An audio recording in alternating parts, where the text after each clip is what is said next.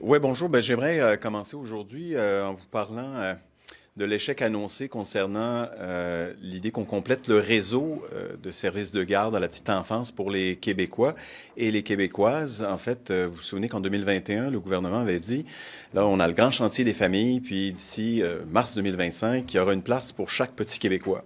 Alors, non seulement on va manquer cet objectif-là, je vous rappelle qu'il y a 33 661 un enfant sur la liste d'attente et que dans la dernière année, selon les derniers tableaux statistiques, le tableau de bord du gouvernement, c'est 1672 noms qui ont été retranchés de la liste. Ça, c'est le premier constat. Deuxième constat, c'est que la qualité se dégrade et les gens quittent le navire, les éducatrices. Ce matin, il y avait un article de Thomas Gerbet qui parlait de 10 000 éducatrices qui ont quitté le réseau depuis 3 ans, 4 000 dans la dernière année. Et ça, c'est parce que les conditions de travail, les conditions salariales sont de loin inférieures à tout ce qui se fait, tout ce qui est accessible pour ces gens-là. C'est en fait la technique qu'on obtient au Cégep qui est la moins bien payée au Québec, alors qu'on veut établir un réseau costaud, solide et structurant. Bien, on n'arrive pas à payer convenablement les employés, les éducatrices. Et pourtant, l'occasion est belle. On a une négociation qui a cours présentement. Demain, on va déposer une pétition qui a rassemblé près de 20 000 signatures qui demandent au gouvernement de faire un effort définitif pour consolider le réseau et les conditions de travail de ces éducatrices. L'opportunité est là. Est-ce qu'il le fera? C'est une question, évidemment, de qualité, puis c'est une question aussi de stabilité pour l'ensemble du réseau. Là-dessus, bien, on parle de vos questions. Est-ce que tu avais un commentaire? Sur Oui. les deux C3S de l'Est du Québec, Gaspésie, Bas-Saint-Laurent, on a mis la main sur des notes internes. Pour la Gaspésie, on demande de couper 40 millions de dollars dans les prochaines semaines, donc d'ici la fin de l'exercice financier. Pour le Bas-Saint-Laurent, 34 millions de dollars. C'était 8 millions qui étaient fixés. À l'origine, hier, on m'a convoqué pour me livrer cette information-là. Il y a une note interne qui indique que c'est urgent, ça presse, il faut accélérer. Donc, est-ce que le gouvernement craint une décote? Est-ce qu'on va en savoir davantage dans les prochains jours? Disons qu'à l'échelle du Bas-Saint-Laurent, 34 millions, c'est énorme. Je ne sais pas comment on va trouver cet argent-là, mais disons que déjà, des membres du personnel et des usagers m'écrivent en me disant que, par exemple, les services à domicile pourraient écoper et d'autres services. Donc, je voulais livrer ce message-là pour l'Est du Québec. C'est du concret, puis les notes sont assez inquiétantes, je dirais. Est-ce que vous croyez que si Arun Boisy ne présente pas d'excuses aujourd'hui pour les propos qu'il a tenus, est-ce que l'Assemblée nationale devrait aller plus loin qu'une simple motion, par exemple? Je pense, parce qu'il a tenu ces propos-là face à l'Assemblée nationale, je pense qu'il devrait offrir des excuses si elles sont sincères, s'il y croit pour vrai. Quels sont les recours, à votre avis? Mais avant ça, il faut qu'il soit sincère là-dessus. J'ai vu son message sur X dimanche, où il se réjouissait. C'était lui qui était gagnant. J'ai entendu son entrevue vendredi dernier. Même s'il s'excusait, j'ai l'impression que ce serait davantage pour retirer de la pression. Je ne suis pas sûr qu'il veut vraiment offrir ses excuses. Donc, à tout le moins, les deux ministres visés sont en droit d'avoir des excuses, M. Dubé, M. Carman, mais l'institution ne peut pas tolérer qu'un parlementaire qui y siège, qui a toutes les occasions de dénoncer des situations qui seraient problématiques, décide de dire une telle chose. Et dans le cas de M. Boisy, les commentaires chocs sont nombreux depuis son arrivée en politique, et même avant. Nous, on savait à qui on avait affaire lorsqu'on a vu qu'il était candidat dans Maurice Richard. Il y avait était intervenu sur la loi 21, par exemple. Donc, il y a de la régie interne de Québec solidaire. On a toujours comme politique de ne pas intervenir là-dedans. Donc, on ne demandera rien d'autre que, aujourd'hui, Québec solidaire envoie un message, et lui aussi, idéalement. Mais permettez-moi d'insister sur ma question, parce que vous avez un peu éludé, je pense. Moi, ce que je vous demande, c'est, à votre avis, que doit faire l'Assemblée nationale si jamais M. Boisy refuse de présenter des excuses? Parce que c'est grave. On n'est pas rendu là. Je dirais que je donnerais la chance aux 3 motions qui sont présentées. Elles ont des angles un peu différents. Et on jugera de ce qui va se passer avec le point de presse de Québec solidaire. M. Boisy va certainement vouloir s'adresser à vous. Donc oui, la question se la pose, mais je ne suis pas en mesure d'y répondre pour l'instant. Je vais la prendre en délibéré avec les gens de notre caucus. M. Boisy, quand il était nommé candidat, qu'est-ce que vous voulez dire? Que vous attendiez un peu à ce qu'il y ait des dérives de telle... Bien, des interventions fortes sur la laïcité, sur la loi 21, sur les positions de la CAQ, du Parti québécois. Je veux dire, c'est connu, là, c'est documenté. Il y a eu des lettres ouvertes, il y a eu des articles. Bien sûr, il a le droit, mais j'ai le droit de dire aussi que je suis pas surpris. Là, ce qui a été révélé est franchement troublant parce que là, ça s'adresse à nous comme caucus, membres de l'Assemblée nationale. Moi, je me reconnais pas dans ce qu'il dit. Et aussi l'intention, pourquoi tenir de tels propos devant cette association? C'est quoi le message qu'on va envoyer? Rejeter les institutions nationales pour aller où? Écouter des discours de cette nature-là? Moi, ça passe pas au Québec. Où est-ce que vous tracez la ligne entre liberté d'expression, à laquelle il a droit, et... accuser quelqu'un une institution ou quelqu'un de raciste, je veux dire, il y a des conséquences dans la vie civile, là, si quelqu'un fait ça dans une tribune. Là, nos règles sont assez balisées à l'Assemblée nationale, donc on y va avec les moyens qu'on a, mais c'est pas une mince accusation. C'est quand même grave. Juste en complément là, sur la liberté d'expression, là, la question n'est pas là du tout. La question est de savoir si ce qu'il dit est vrai ou faux. Est-ce que ça repose sur des faits? Et nous, notre conclusion, c'est que ce qu'il dit est faux par rapport aux accusations qu'il a portées contre les gens qui se dévouent pour leurs concitoyens et les représentent à l'Assemblée nationale du Québec. Et c'est ça qui est troublant, c'est ça qui vient nous chercher aussi, parce que ces affirmations ne reposent pas sur les faits. Puis, j'ajouterais aussi une pensée pour les citoyens d'Onsic, de Maurice Richard. Ils se situent où là-dedans? Leur député prend ses tribunes essentiellement pour dire des choses telles qu'il les a évoquées devant ce groupe. À la radio de Radio-Canada, je veux dire, ça envoie quoi comme message? Ça nous inquiète, bien sûr. Est-ce que garder M. Boisy dans cette situation? J'appliquerai notre règle habituelle, même si parfois c'est tentant. Régie interne, je les laisse gérer ça. Vous allez siéger à côté de lui, là? Oui, mais qui siège comme indépendant ou avec Québec solidaire, ça, il va siéger quand même. Mais quant à la décision de Québec solidaire, on ne veut pas s'ingérer. C'est vraiment une ligne qu'on s'est donnée pour toutes les formations politiques. Je sais qu'il y a des formations politiques qui ne respectent pas cette règle-là avec nous, mais on y tient vraiment. Mais êtes-vous à l'aise de siéger à côté de lui? Je suis pas à l'aise avec ses propos. J'espère qu'il va se passer quelque chose aujourd'hui, qu'à travers l'émotion, Québec solidaire envoie un message fort. Puis s'il y a seulement M. Boisy qui maintient sa version, bien là, à ce moment-là, l'Assemblée nationale pourrait décider d'elle-même, pour complément de la question de M. Lacroix, décider d'agir. J'ai cru comprendre ce matin que la présidence va porter attention à comment le débat va se faire avec l'émotion et certainement, dans un deuxième temps, elle pourrait être interpellée. M. Saint-Pierre Plamondon dire cette fin de semaine qu'il devrait être expulsé S'il s'excuse. s'il ne s'excuse pas. Il y a encore la journée. Disons que s'il y a un moment où il doit s'excuser, c'est pas mal aujourd'hui. Je trouve que là, avec l'émotion, ils sont en caucus là, présentement. Si aujourd'hui, on va surveiller l'évolution de la journée quant à ça. Donc, il a encore l'opportunité de le faire, sincèrement.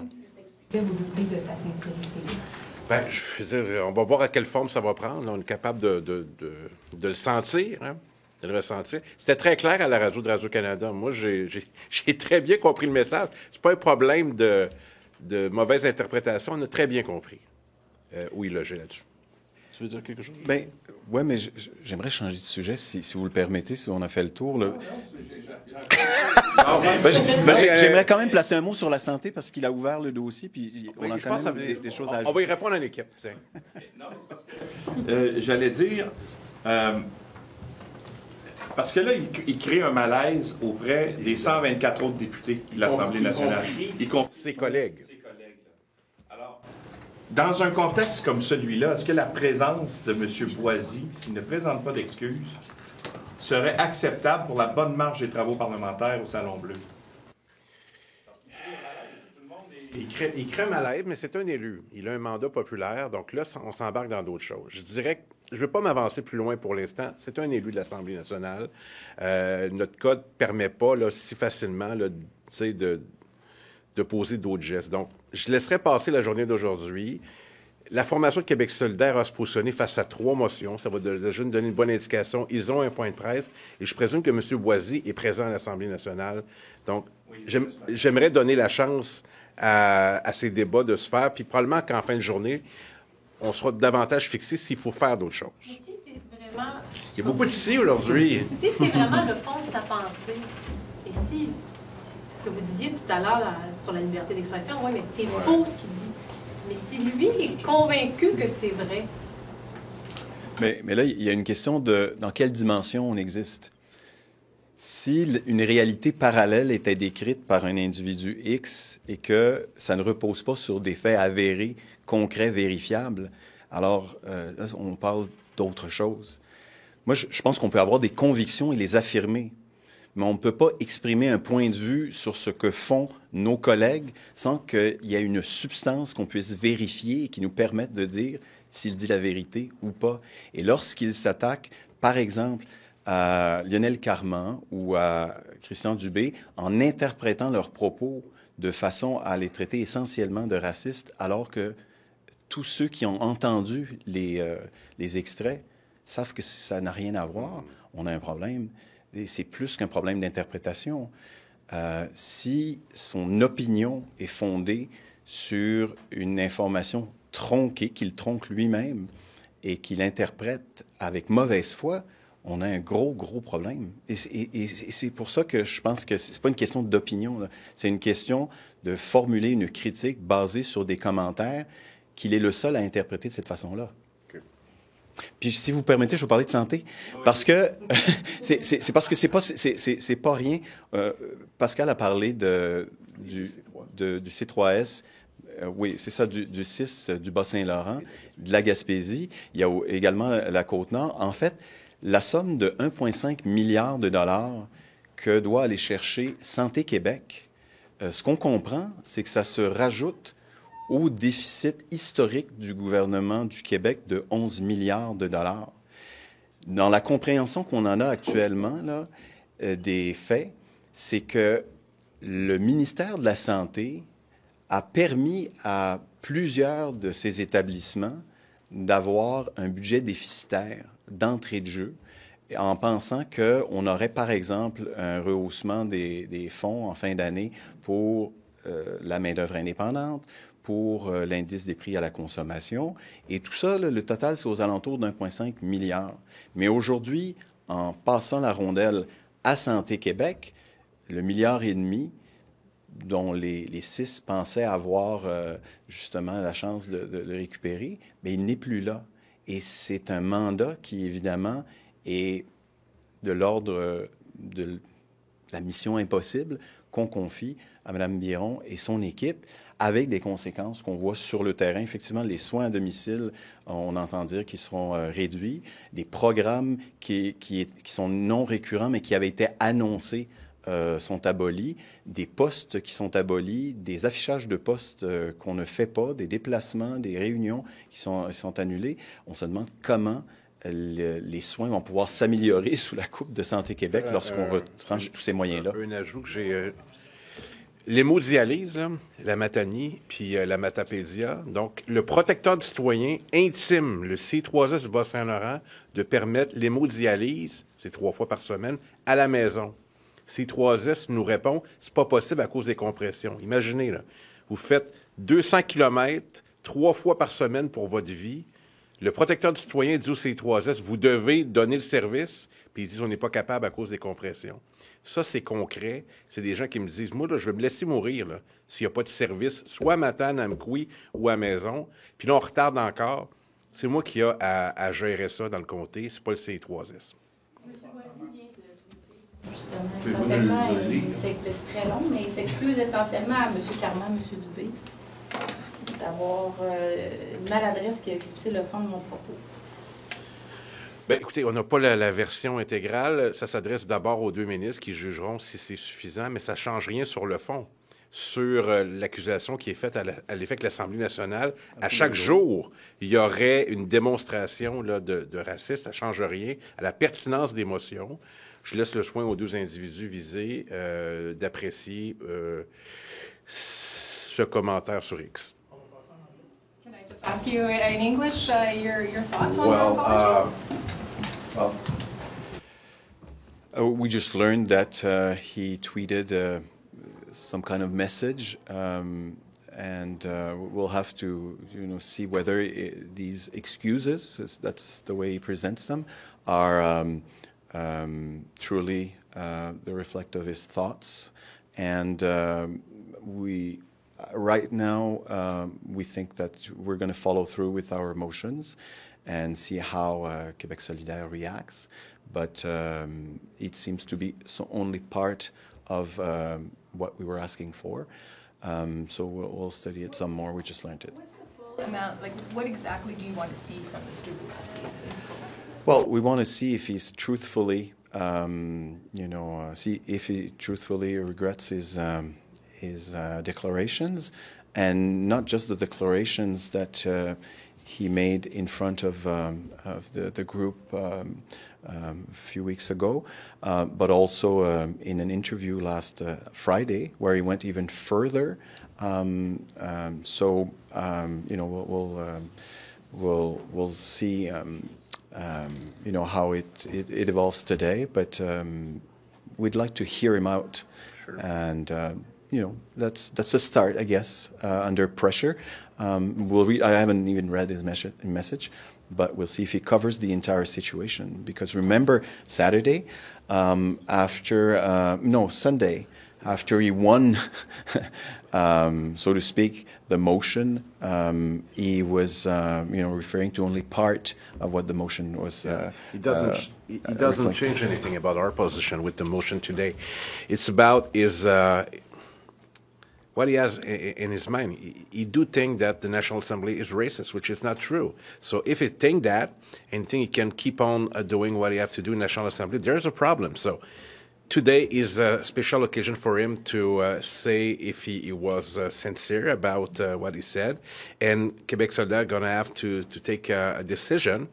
We don't want to intervene in this decision, but they surely have the decision to take. It's about the integrity of the National Assembly, and it's about Québec solidaire as a party as well. Does he have a right, though, to freedom of expression, in your view, or does that fall Well, into sure.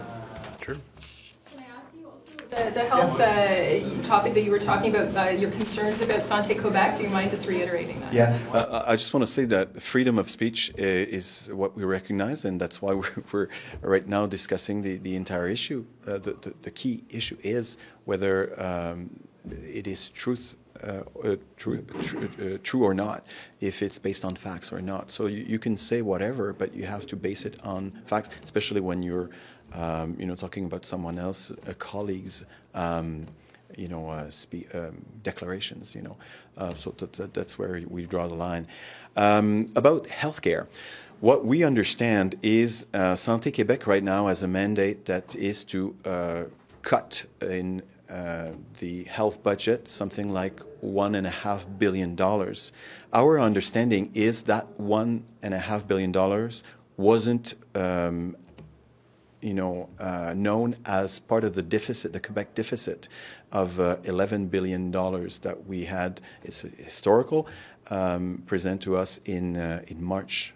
So in our comprehension, what we hear from different establishments in the network is that they were basically planning a deficit, and it was all right because of the independent manpower and other expenses. It was understood that by the end of the year there would be a deficit for most of the CIS, especially the one in Bas-Saint-Laurent or Gaspé area, North Shore, and so on, and Abitibi-Témiscamingue and Outaouais.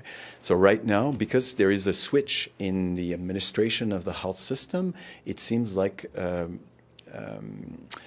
Santé Québec does not have the same margin of maneuver of $1 billion, $1.5 billion to make sure that we continue offering the services that we owe the public. So we don't know how it can possibly be done in the next 4 months to save $1.5 billion without having to cut drastically services throughout the network. Thank you. Just